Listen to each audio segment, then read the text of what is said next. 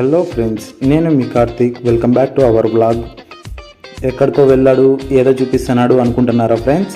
చెప్పు, ఏదో ఏదో ఒక్కటి చెప్పు.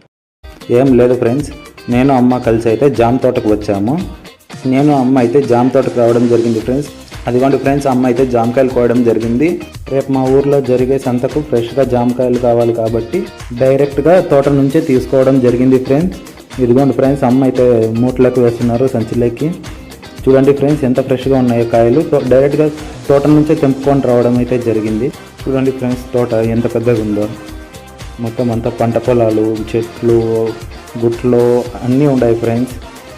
చాలా బాగుంది ఫ్రెండ్స్ తోట అయితే. ఫైనల్లీ ఇంటి దగ్గరికి అయితే వచ్చేసాం ఫ్రెండ్స్. దగ్గర 40 కేజీల పైన ఉంది ఆ మూట.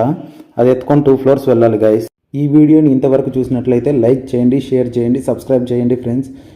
సబ్స్క్రైబ్ మాత్రం మర్చిపోకండి ఫ్రెండ్స్. పక్కనే ఉన్న గంట సింబల్ కూడా కొట్టండి ఫ్రెండ్స్. ఫైనల్లీ అయితే ఇంటికి వచ్చేసాం ఫ్రెండ్స్. రేపటి వీడియోతో మళ్ళీ కలుద్దాం ఫ్రెండ్స్. బాయ్.